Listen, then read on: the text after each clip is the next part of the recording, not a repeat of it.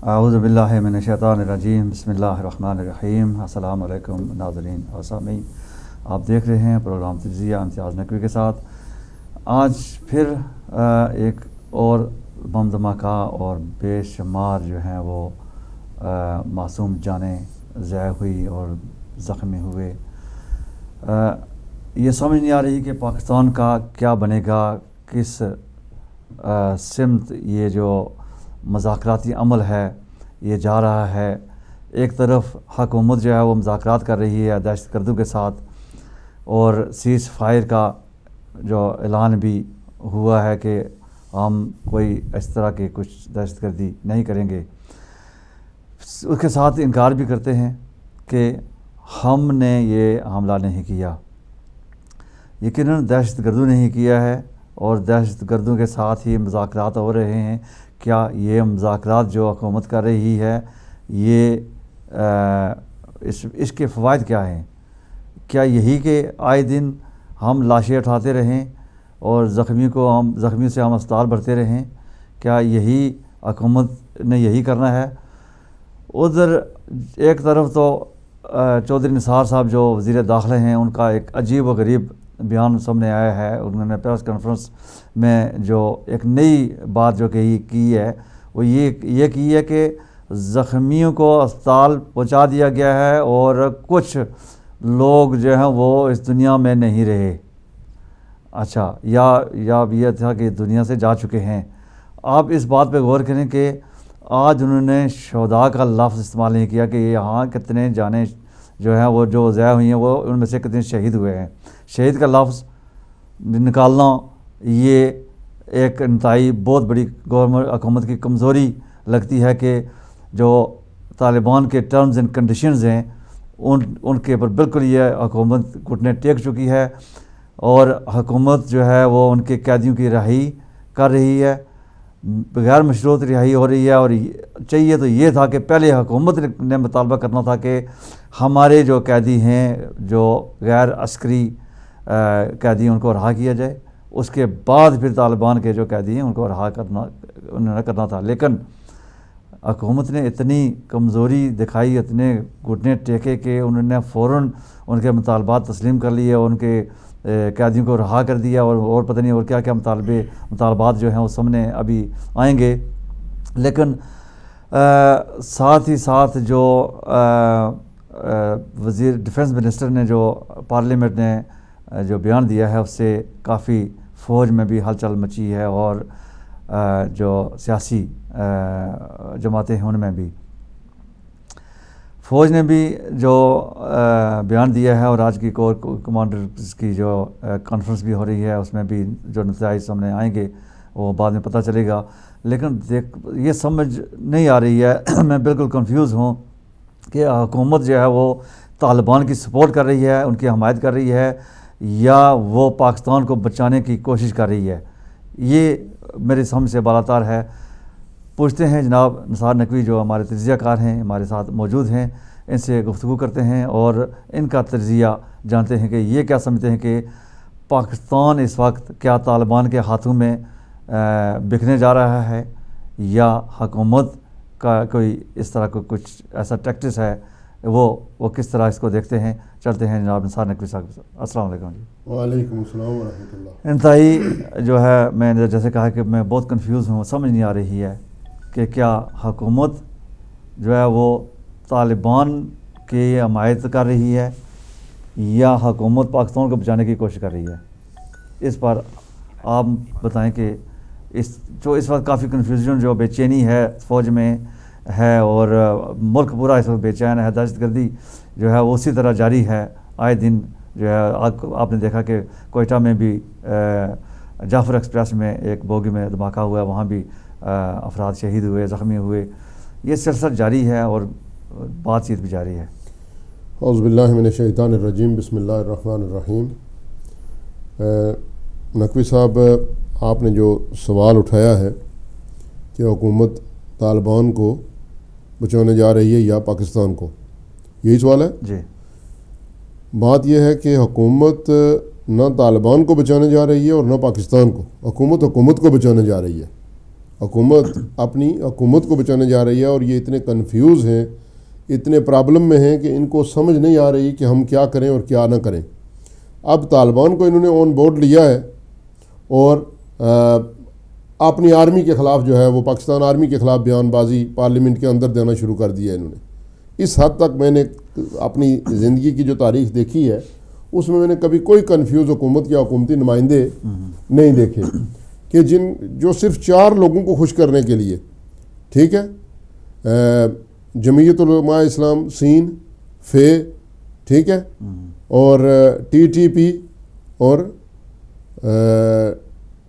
وہ عمران خان کی جماعت کو کیا بولتے ہیں، PTI، جی، ان 4 لوگوں کو خوش کرنے کے لیے انہوں نے پوری قوم اور پورے ملک کو داؤ پہ لگایا ہوا ہے، ایون اپنی حکومت کو بھی۔ میں نے پچھلے پروگراموں میں جب موجودہ حکومت آئی تھی اور یہ پیشن گوئی کی تھی کہ یہ حکومت کبھی اپنی آرمی کو تسلیم نہیں کرتی، اور اسی طرح ان کی تاریخ گواہ ہے، آپ دیکھ لیں کہ جب بھی یہ آئے انہوں نے ایسے اقدامات کیے جن کی وجہ سے ان کی حکومت جو ہے وہ کبھی اپنی مدت پوری نہیں کر سکی۔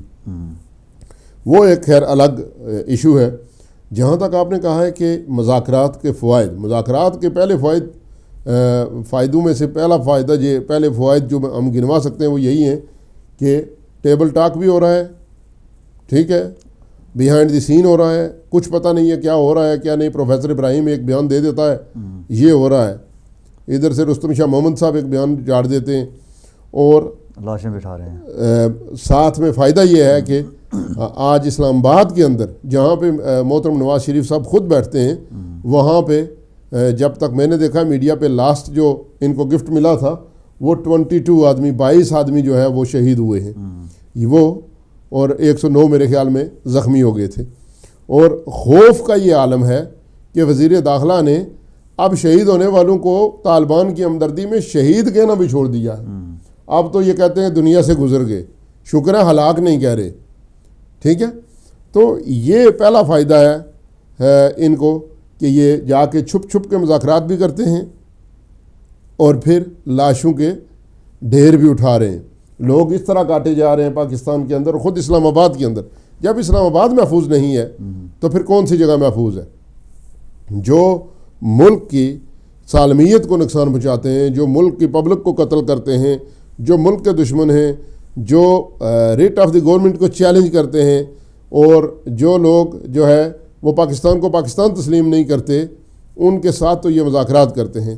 اور جن لوگوں نے اس پاکستان کو بچایا، جن لوگوں نے پاکستان کے دشمنوں کو، طالبان کو اور دوسرے دہشت گردوں کو مارا، سوات کو پاک کیا، ان کے خلاف یہ بیان دیتے ہیں، ان کے اوپر یہ ہائی ٹریزن ایکٹ لگاتے ہیں، ان کو جو ہے وہ کورٹوں میں گھسیٹتے ہیں، حتیٰ کہ انسانی ہمدردی کے طور پر بھی ان کو، پرویز مشرف کو اپنی والدہ سے بھی ملنے نہیں دیا جا رہا۔ یہ ایک بات ہے۔ دوسرا یہ ہے کہ جہاں تک طالبان کی بات ہے، اس کا خوف تو وزیر داخلہ کی پریس کانفرنس سے واضح ہو گیا۔ اب فیوچر کیا ہوگا؟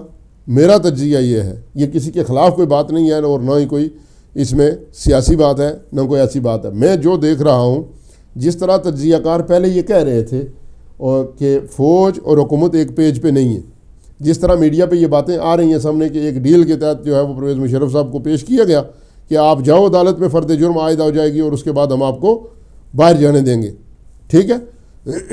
اور آپ یہ دیکھیں کہ جب ڈیل کے تحت وہ بندہ عدالت میں پیش ہو گیا، فرد جرم عائد ہو گئی، اس کے بعد حکومت نے اپنا منہ پھیر لیا اور حکومت مکر گئی اپنے وعدے سے، ٹھیک ہے۔ جیسے میڈیا پہ آ رہا ہے ہم اسی طرح بات کر رہے ہیں۔ مطلب آپ دیکھیں کہ غلط بیانی، جھوٹ، اور وہی پہلی سیاست، وہی بنو امیہ والی سیاست کس طرح پاسے جو ہے وہ پلٹ رہی ہے۔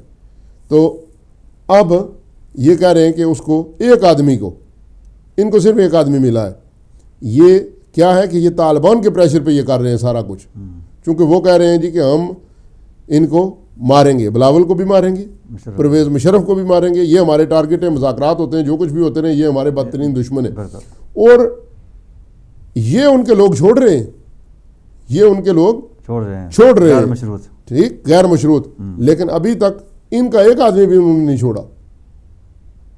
یہ ظلم اور زیادتی اور بےغیرتی کی انتہا ہے کہ ایک خود مختار اٹامک پاور کی ملک کی حکومت مٹھی پر دہشت گردوں سے جو لوگوں کے خون کے پیاسے ہیں، دہشت گرد ہیں، درندے ہیں، دندناتے پھر رہے ہیں، خون کے پیاسے ہیں، ان کے سامنے جو ہے یہ یرغمال بنے ہوئے ہیں۔ اصل میں بات یہ نہیں ہے، بات یہ ہے کہ ان دہشت گردوں کی جو سیاسی پشت پناہی ہے، اب جو چودھری نثار صاحب نے بیان دیا ہے یہ منور حسن والا بیان ہے نا، یہ دوسرے لفظوں میں وہ یہی کہتے ہیں جی کہ ہم پاکستانی فوجیوں کو یا عوام کو جو بھی مرتا ہے ہم اس کو شہید نہیں کہتے طالبان کے ساتھ لڑائی میں۔ ہاں، طالبان کا کوئی دہشت گرد اگر ہلاک ہو جائے تو ہم اس کو شہید مانتے ہیں۔ فضل الرحمان نے کہا جی امریکہ ہمارا کتا مارے تو ہم کتے کو بھی شہید کہیں گے۔ یہ ان لوگوں کی جولی میں کھیل رہے ہیں، ان لوگوں کی سیاست میں جو ہے وہ آگے دم چھلا بنے ہوئے ہیں، اور ان کی اپنی نہ کوئی پالیسی ہے نہ کچھ ہے۔ تنقید جو ہے وہ خاموشی سے برداشت کر رہے ہیں، اور آپ دیکھیں گے کہ اس کا نتیجہ کیا ہوگا۔ اگر آرمی نے انٹرفیرنس نہ کیا تو پاکستان افغانستان سے بھی بدتر ہو جائے گا، اور یہ میں آپ کو بتاؤں۔ اور اب آرمی حرکت میں آئی ہوئی ہے، چونکہ وہ ایک عام آدمی بھی یہ دیکھ رہا ہے کہ ملک کے حالات کیا ہیں، کیا ہو رہا ہے، کیسے امن قائم ہوگا۔ جو فوج میں اس وقت بے چینی پائی جاتی ہے، جو فرسٹریشن ہے، جو بیانات بھی آئے ہیں، اور آج ایک اہم جو ہے کور کمانڈرز کی کانفرنس بھی ہو رہی ہے، تو اس سے آپ کیا نتیجہ حاصل کرتے ہیں؟ کیا سمجھتے ہیں کہ کچھ واضح طور پر اپنا موقف جو ہے وہ سامنے لائیں گے، یا حکومت کے ساتھ کس طرح سے وہ آئندہ جو ہے آنے والے دنوں میں وہ پیش آئیں گے؟ نقوی صاحب، پہلی بات تو یہ ہے کہ انہوں نے جو پہلی وعدہ خلافی کی ہے، ٹھیک ہے، پرویز مشرف کے ساتھ انہوں نے جو ڈیل کے تحت اس کو لایا ہے، اور اب یہ اس کو جو ہے وہ آہستہ آہستہ اس کے گرد گھیرا تنگ کر رہے ہیں۔ فوج کبھی یہ برداشت نہیں کرتی کہ نقوی صاحب ایک آرمی چیف کو، ایک سابق آرمی چیف کو جس نے اس ملک کے لیے 2 جنگیں لڑی ہیں، 10 سال اس ملک کو سرو کیا ہے، ٹھیک، بگوڑوں اور چوروں کے خلاف اس نے جو ہے وہ ایک آپریشن کیا، کیا فوج اس کو برداشت کرے گی؟ اور سامنے صرف ایک آدمی کو پکڑ کے لٹکا دیا جائے۔ اب وہ بھٹو والا دور نہیں ہے کہ جنرل ضیاء اس کو جو ہے وہ پھانسی دے دے گا، ٹھیک ہے؟ نہیں، ایک کال تو جی ٹھیک جاری رکھیں گے جی۔ السلام علیکم۔ السلام علیکم نقوی برادران۔ وعلیکم السلام نقوی صاحب۔ آج کافی عرصے کے بعد آپ کا چہرہ دیکھا، شکریہ۔ ماشاءاللہ پھر رونق افروز ایک چینل ہوئے، اور حسب دستور کرنٹ افیئر پہ آپ کا ٹاپک بھی آیا۔ تو جس طرح نثار صاحب نقوی صاحب بات کر رہے ہیں، تو بات یہ ہے کہ چیزیں 2 دیکھنی پڑتی ہیں۔ پہلی چیز تو آپ نے یہ دیکھنی ہے کہ جو حکومت آئی ہے، اب ہم یہ کہیں دوش دیں کہ جی حکومت کرتی ہے، جب حکومت آنی تھی تو اس وقت آپ نے دیکھا تھا کہ حکومت کن کے زور پہ آ رہی ہے، کن کے کندھوں پہ بیٹھ کے آ رہی ہے۔ پہلی بات تو ہم نے یہ دیکھنی تھی۔ اب وہ دور گزر گیا، وہ وقت گزر گیا۔ اب جو حکومت جن کے احسانوں سے آئی ہے، کیا وہ ان کے احسانوں کا بدلہ نہیں دے گی؟ کیا یہ ان کے احسان جو ہیں وہ ان سے اپنا حق نہیں مانگیں گے؟ جس طرح کہ آپ نے دیکھا ہوگا جوڈیشری میں افتخار چودھری نے جب وہ ان کو لے کے آیا تو اب اس کے بعد اس نے کہا کہ مجھے بناؤ، دوبارہ میری ایکسٹینشن کرو، اور نہیں ہوئی تو وہ ان کے خلاف ہو گیا۔ تو یہ ساری چیزیں جو ہیں یہ ان کے دیے ہوئے جو عنایتیں ہیں ان کو انہوں نے واپس لینا ہے، جس کی ایک مثال آپ یوں دے دیتے ہیں کہ $1.5 ارب جب سعودی عرب سے آیا تھا تو اس کے ساتھ انہوں نے 33,000 پاکستانی بھی ساتھ بھیج کے ان کے منہ پہ تماچا مار دیا کہ یہ تمہاری اوقات ہے کہ ہم پاکستانی یہاں سے بھیجیں گے تو تم پیسوں کے پیچھے، پیسے تو انہوں نے لے لیے تحفے کے طور پہ، لیکن 33,000 پاکستانیوں کو انہوں نے چھپا لیا، ان کا نام بھی نہیں لیا، صرف اس لیے کہ وہ پیسے کے بھوکے ہیں، پیسے انہیں چاہیے، ان کا بزنس چاہیے، بزنس کے لیے چاہے وہ انڈیا کے ساتھ کر لیں چاہے کسی کے ساتھ کر لیں، انہیں بزنس مین ہے، بزنس چاہیے، پاکستان کی انہیں ضرورت نہیں ہے۔ کیونکہ جب بھی پاکستان کی کوئی بات بنتی ہے تو وہ 40 سوٹ کیس لے کے جدہ چلے جاتے ہیں یا کہیں اور چلے جاتے ہیں۔ اب رہ گئی بات یہاں پہ کہ بینیفٹ کس کو پہنچ رہا ہے مذاکرات کا، تو قبلہ یہ بات آپ بڑے اب تو یہاں ہو چکی ہے کہ بینیفٹ جو انہوں نے طالبان نے لینا تھا وہ انہوں نے لے لیا، انہوں نے ٹائم پیریڈ چاہیے تھا، سردیوں کا برفوں کا وقت چاہیے تھا، وہ انہوں نے نکال لیا۔ اب انہوں نے اپنے آپ کو دوبارہ سیٹل کرنا تھا، وہ انہوں نے کر لیا۔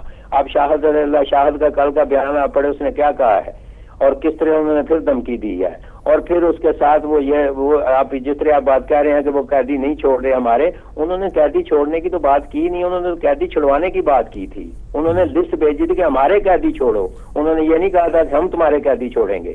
یہ تو اب آپ بات کر رہے ہیں، وہ تو پہلے روز سے کہہ رہے ہیں کہ ہم آپ کے قیدی نہیں چھوڑیں گے، وہ تو پہلے روز سے ایک حکومت کی بن کے حکومت کے سامنے بیٹھے ہوئے ہیں، وہ ٹیررسٹ گروپ بن کے تو بیٹھے ہوئے ہی نہیں۔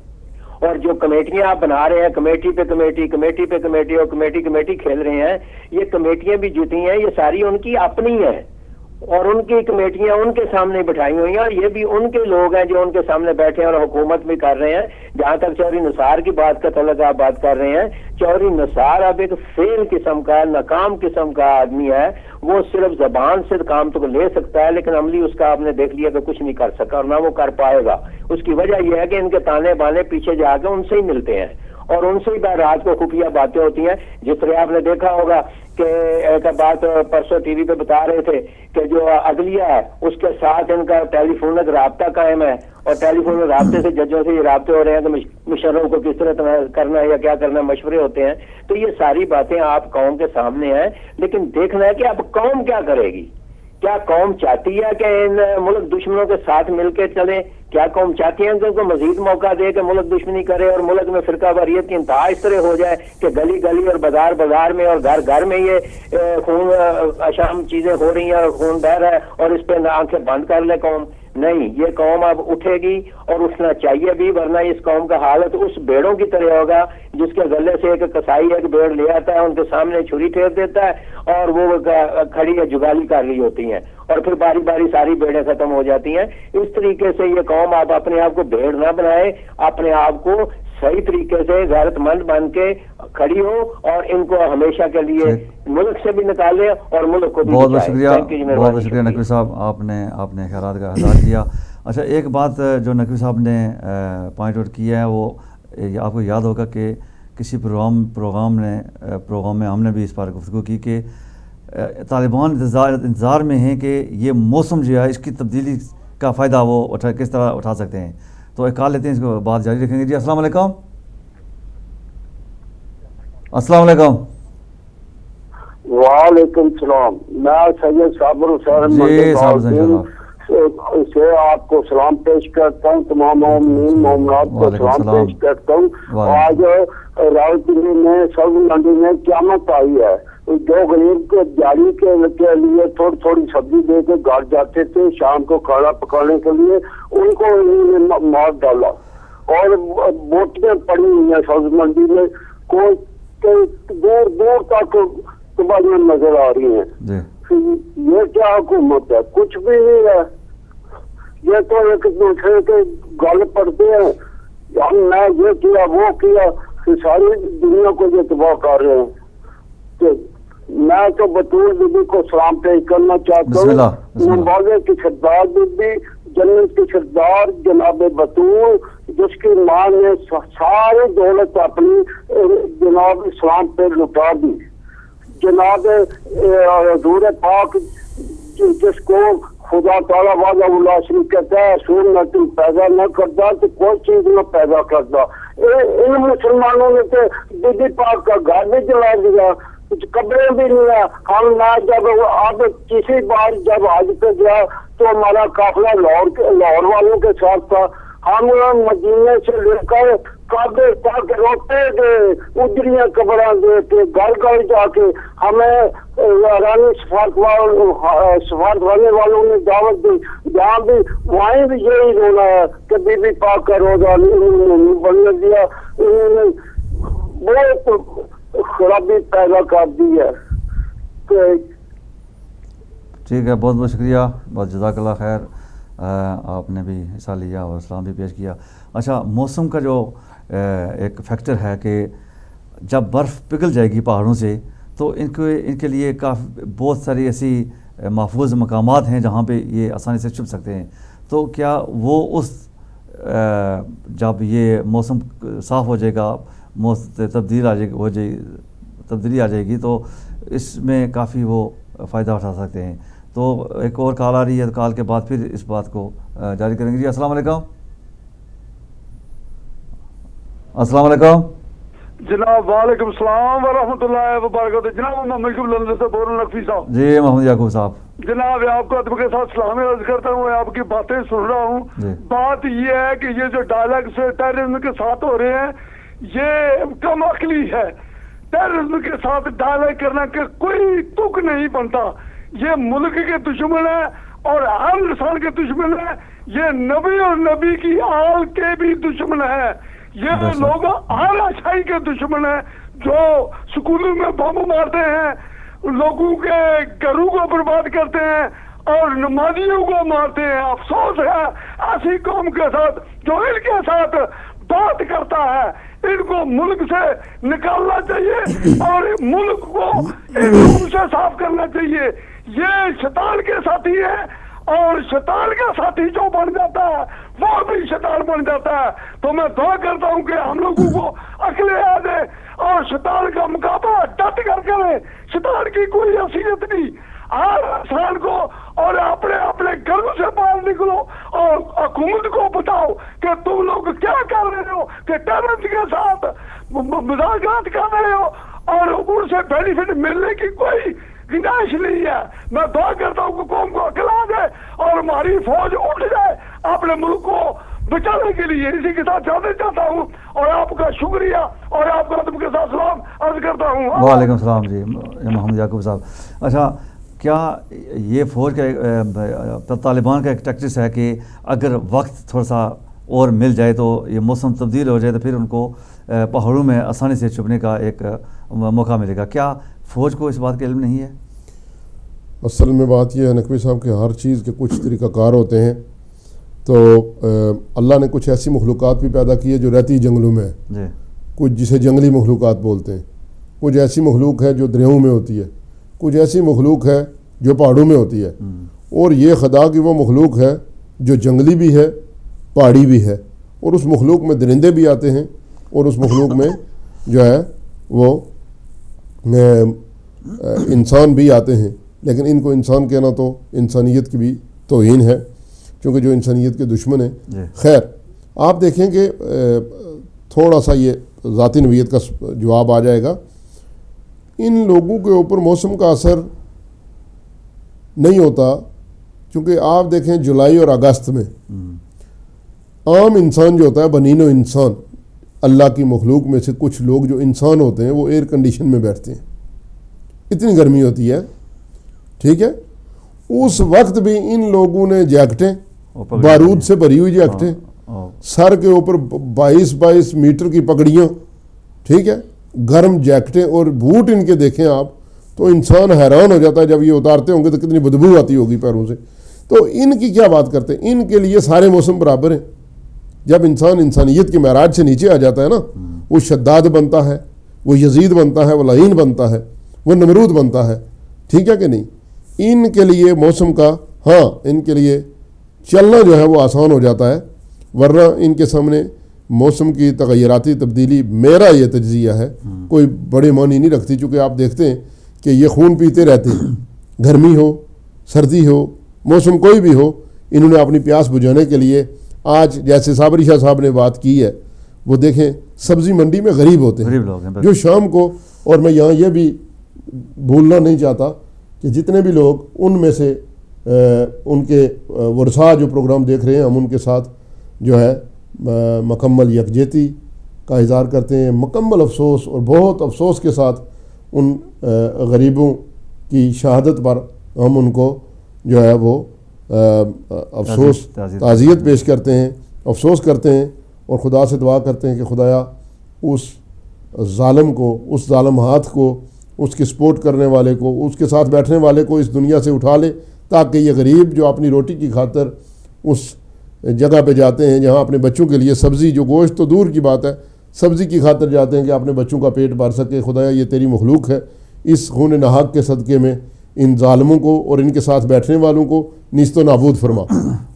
اور تاکہ دنیا میں امن قائم ہو اور اس مادی برحق کا ظہور میں تاجیل فرما جو اس دنیا میں امن قائم کر سکے. جی تو جی فرمائیں. اگر یہ سلسلہ جو شہادتوں کا جاری رہا, جیسے کہ مذاکرات بھی ہو رہے ہیں، شہادتیں بھی ہو رہی ہیں، جعفر ایکسپریس میں بھی آپ نے دیکھا.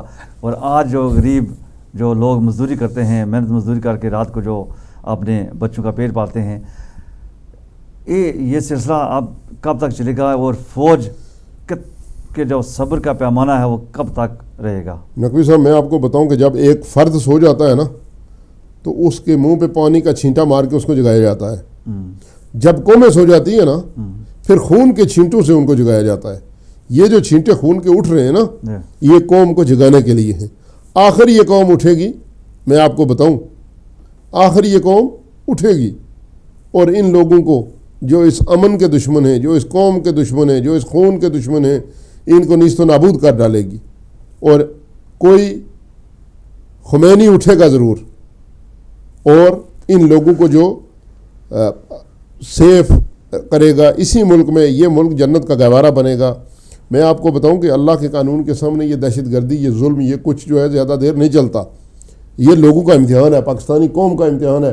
اور ان کے لیے یہ ایک پیغام ہے کہ اٹھو جاگو اور صحیح لوگوں کا انتخاب کرو. تم اپنے ہی جو قصائی ہیں جو تمہیں ہی قتل کرتے ہیں، جیسے وہ اسپین میں ہوا تھا، اٹلی میں ہوا تھا کہ مسلمانوں کو اکٹھا کر کے وہ 1 اپریل فول بنایا گیا تھا کہ اکٹھے ہو جاؤ، جو رہ گئے ہیں بچ گئے ہیں ان کو ہم جو ہے وہ سیف جگہ دیں گے، ان کو امن دیں گے، ان کو سب سہولیات دے کے بھیجیں گے. جب وہ اکٹھے ہو گئے جہازوں میں بھر کے انہوں نے سمندر میں ڈال دیے تھے. تو اس سے پہلے یہ قوم اٹھے گی. اور جہاں تک آپ کے سوال کا دوسرا حصہ ہے کہ فوج کیا کرے گی، فوج میں آلریڈی جو ہے وہ ایک اضطرابی کیفیت پائی جا رہی ہے. ایک طرف تو یہ ان کے ساتھ ہے تو پیمان باندھ کے توڑ دیتے ہیں، ٹھیک. دوسری طرف فوج اس وقت انٹرفیرنس کرے گی، اس وقت فوج آ جائے گی. میں دوسرا لفظ میں واضح کر کے کہہ دوں کہ جب پاکستان کے اوپر وہ دیکھیں گے کہ اب پاکستان کی مملکت کو، سرزمین کو بہت خطرہ ہے، اب پاکستان کا وجود خطرے میں ہے، ٹھیک ہے. اور جب ادارے اپنا کام صحیح سمت میں نہیں کریں گے تو فوج کو دنیا کی کوئی طاقت نہیں روک سکتی آنے سے. اور آج تک پاکستان کو بچایا ہوا بھی فوج نہیں ہے. اگر یہ جو مارشل لاء آئے ہیں ان میں جنرل ضیاء کا چھوڑ کے مارشل لاء، باقی مارشل لاء نہ آتے تو آج پاکستان بھی نہ ہوتا. تو کیا آپ سمجھتے ہیں کہ اس وقت جو فوج میں جیسے آپ نے کہا ہے کہ اضطرابی کیفیت پائی جاتی ہے اور بے چینی ہے اور فرسٹریشن ہے، یہ کب تک جو حکومت کے جو اس وقت مذاکرات چل رہے ہیں کب تک اس کو دیکھتی رہے گی اور کب تک کوئی اپنا لائے عمل جو ہے وہ سامنے لائے گی؟ اس سلسلے میں ڈیٹ تو نہیں دے سکتا، لیکن میرا تجزیہ یہ کہتا ہے کہ ود ان 12 منتھ کچھ نہ کچھ ہونے والا ہے. اور آپ دیکھیں گے کہ اگر انہوں نے ہوش کے ناخن نہ لیے تو پھر کچھ نہ کچھ ہوگا. ایک کال ہے، بات کرتے ہیں. جی السلام علیکم. جی السلام علیکم. وعلیکم السلام. جی کون بھائی کہاں سے؟ جی میں عبدالقیوم بول رہا ہوں. جی عبدالقیوم صاحب، میرے بھائی بیٹھے ہیں سامنے، ان کو بھی میرا سلام. جی السلام علیکم. آپ کے پروگرام میں آپ کو یاد ہوگا میں نے ایک دفعہ بات کی تھی، ہماری بات ہو رہی تھی کہ سعودی عرب نے 1.something بلین ڈالر وہ پیسہ جو ہے وہ کدھر جا رہا ہے. تو اس میں میں نے بھی آپ سے ایک بات کی تھی کہ پاکستان آرمی جو ہے وہ تو نہیں جانے والی بالکل، یہ تو پکا کنفرمڈ ہے. لیکن ٹیرورسٹ جو ہے ہمارے، ان کو نہ بھجوا دیا جائے. تو میرے بھائی جو سامنے بیٹھے ہیں وہ ایگری نہیں کر رہے تھے، لیکن آپ کو پتا ہے کہ میں نے اخبار میں پڑھا ہے کہ 4000 پاکستان کے طالبان سیریا پہنچ چکے ہیں. 4000 سیریا کے اندر پہنچ چکے ہیں.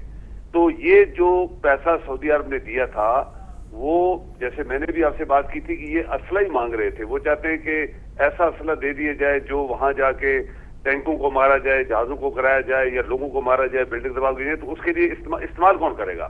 ہمارے طالبان. یہ جو ادھر پاکستان کو تباہ کر رہے ہیں ان کو کیسے استعمال کیا جا رہا ہے. اور یہ ایک کنفرمڈ رپورٹ ایک میں نے اخبار میں پڑھا ہے کہ 4000 پاکستانی طالبان سیریا کے اندر پہنچا دیے گئے. وہ کیسے گئے ہیں بھائی؟ وہ پیدل تو نہیں جا سکتے، کسی جہاز پہ گئے ہوں گے، ان کو کسی نے ویزا دیا ہوگا. تو یہ بات تھی جو سعودیہ انٹرنلی ان کے ساتھ، ہمارے جو لیڈرز ہیں ان کے ساتھ آگے ملے، اور پیچھے سے بحرین کا صدر آیا، وہ آیا، ہمارے چیف کے کیا وہاں پہ ڈیلیگیشن ادھر ادھر ہوئے. پاکستان آرمی کبھی نہیں جانے والی، وہ کبھی جائے گی بھی نہیں، اور ان کا کوئی کام بھی نہیں ہے وہاں پہ. کیونکہ وہاں پہ دنیا کی دوسری طاقتیں انوالو ہیں، رشیا انوالو ہے، آپ کو پتا ہے ایران بھی انوالو ہے، اگر پاکستان بھی بیچ میں گھس گیا تو پھر بڑی جنگ بھی ہو سکتی ہے. اور یہ تھا انڈر گراؤنڈ جو ایک بیس بنایا جا رہا تھا، اس میں ہمارے لیڈر ڈیفینیٹلی شامل ہیں. یہ جو آپ نے ابھی آج کا ٹاپک رکھا ہوا ہے، دیکھیں یہ ٹیررسٹ جو ہیں، یہ ٹیررسٹ کے ساتھ ہماری حکومت کس بیس پہ بات کر رہی ہے جب وہی ٹیررسٹ آج تک تو ہمیں مار رہے ہیں. ہمارے 60,000 پاکستان کے بندوں کو شہید کیا گیا، بچے، عورتیں، مرد، کسی کی تمیز نہیں گئی. مسجدوں کے اندر یعنی کہاں کوئی بھی ایسی جگہ نہیں چھوڑی گئی جہاں پہ اللہ تعالیٰ سے بھی ڈر لگتا ہے کہ یہاں کوئی آدمی غلط کام نہ کرے، وہاں بھی انہوں نے مارا ہمیں. اور پھر یہ دیکھیں وہ ٹیررسٹ جن کو پکڑا گیا، ہماری گورنمنٹ نے پکڑا، ان کو سزائے موت نہیں دی گئی، سزائے موت رکوا دی گئی. اب یہ دیکھیں اس کا کیا مطلب ہے؟ کیا یہ ہمارے لیڈر ان کے ساتھ ملے ہوئے ہیں؟ کیا ہمارے لیڈروں کی یہ اولاد ہے جن کو جو ہمیں مار رہی ہے پھر ان کو سزائے موت بھی نہیں دلوا رہے، الٹے جو جیلوں میں ہیں ان کو چھوڑ رہے ہیں؟ تو یہ چیزیں ظاہر کرتی ہیں کہ ہم لوگ تو ایک طرف ہیں، ہماری فوج بھی ایک طرف ہے، ہماری پولیس بھی ایک طرف ہے، اور یہ سیاسی لیڈر جو ہے یہ بالکل ایک طرف ہیں. یہ ہمارے دشمن ہیں. یہ پاکستان کو کون کھا رہا ہے؟ میں آپ کو دیانتداری سے کہتا ہوں، پاکستان کو سیاسی لیڈر کھا رہے ہیں. ان کو جو ہم نے سہولتیں دی ہوئی ہیں، ان کا منہ سر ٹانگیں پیر جو بھرے ہوئے ہیں پیسے سے اور سہولتوں سے، پاکستان کے خزانہ خالی ہو رہا ہے. آپ پروونشل اسمبلیز میں 600-400 بندے بیٹھے ہیں، 10-15% اپنی چاچی، ماسیاں، مامیاں بٹھائی ہوئی ہیں جن کو ABC نہیں آتا، اور ان کو گاڑیاں، آپ ان کو پولیس، ان کے گھر، ان کے نوکر، ان کے کیا کیا ان کو ہم نے دیا، وہ پیسے کا کام نہیں کر رہی. جو پاکستان کے اندر ایک جھاڑو مارنے والا آدمی آپ دیکھیں کہ جس کو ہم پاکستان میں کوئی عزت نہیں دیتے، وہ جھاڑو مارنے والا آدمی کو جو ہم تنخواہ دیتے ہیں، وہ میں سمجھتا ہوں دیانتداری سے کام کر رہا ہے. اس تھوڑی سی تنخواہ میں دیانتداری سے ملک کی خدمت کر رہا ہے. یہ بڑے بڑے جو لوگ ہیں آپ کے لیڈرز بنے ہوئے، یہ ہمارے ملک کو کھا گئے. یہی پیسہ اگر ہم ان کو نہ دیں اور یہ پیسہ پاکستان کے خزانے میں آ جائے، آپ کی فوج اپنے ملک کے لوگوں کی حفاظت کرے.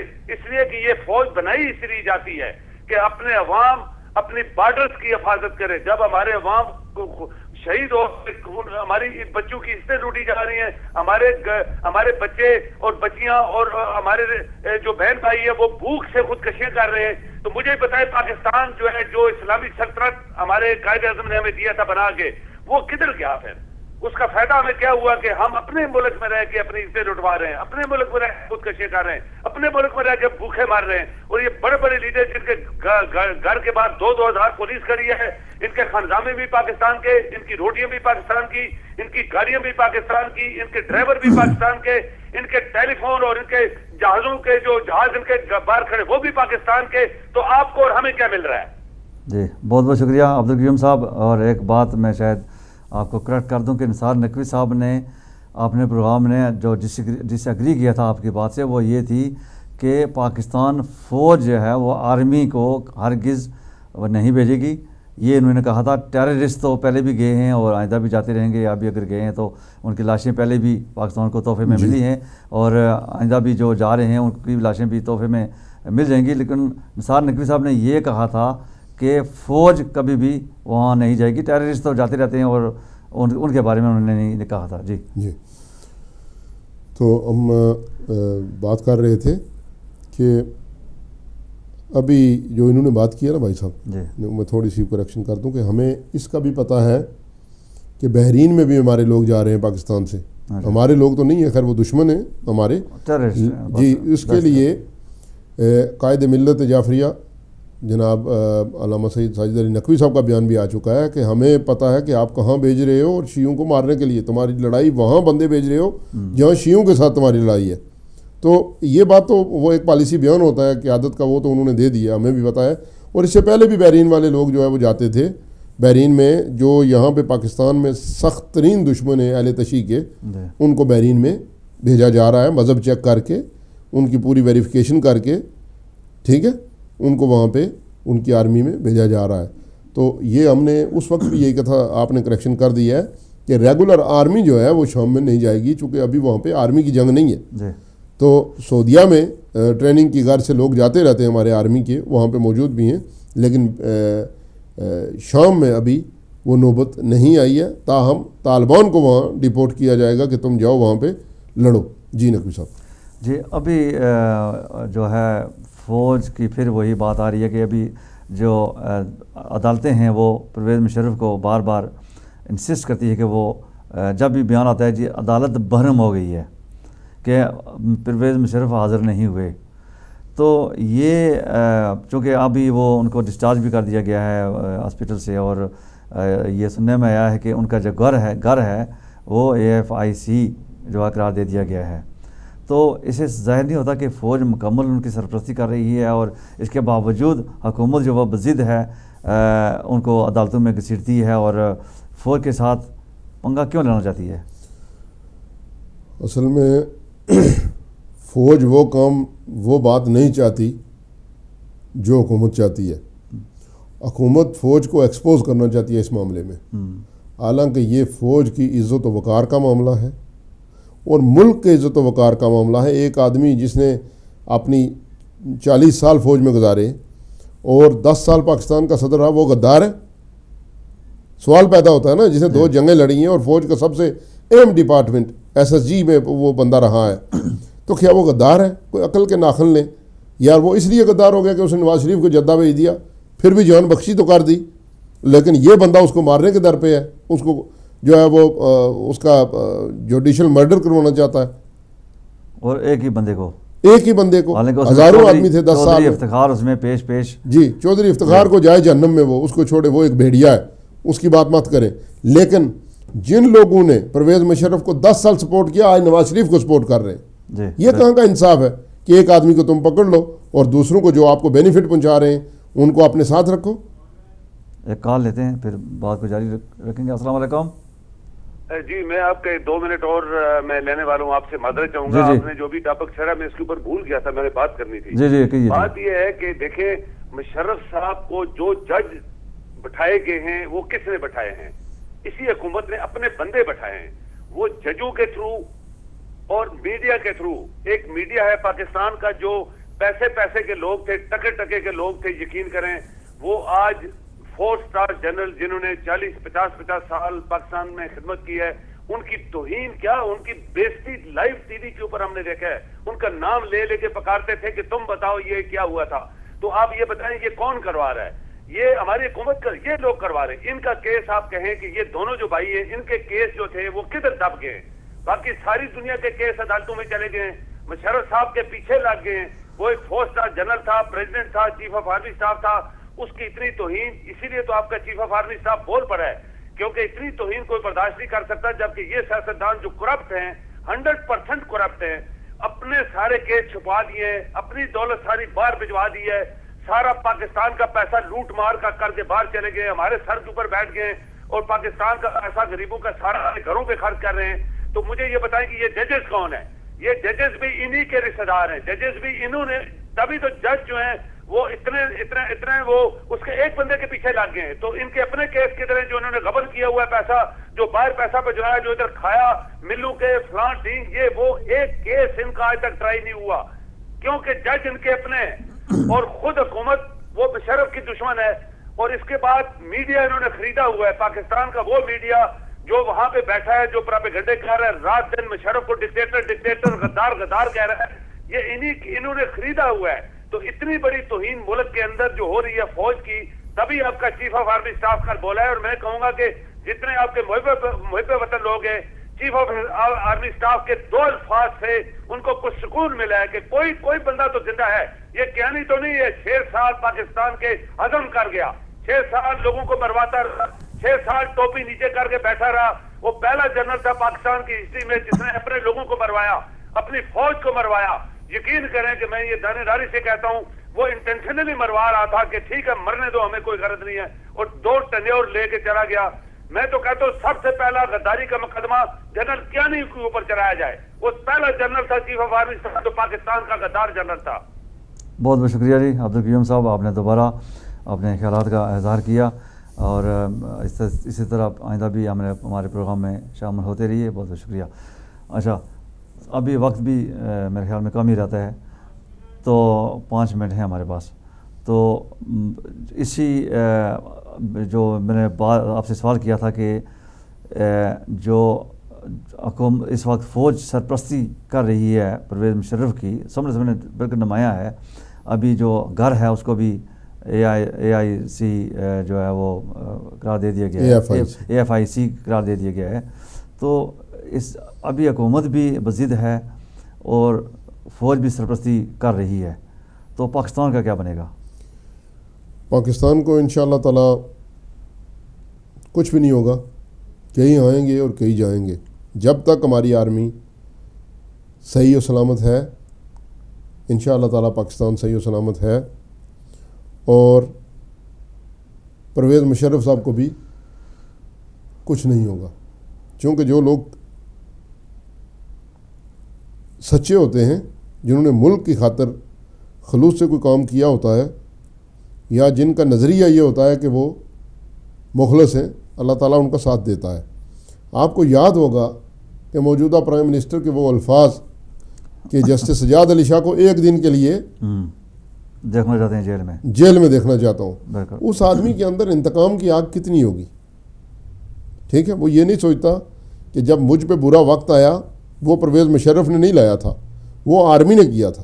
اس وقت ملکی حالات کو دیکھتے ہوئے آرمی نے یہ کیا تھا، وہ ایک اکیلے پرویز مشرف کا فیصلہ نہیں تھا.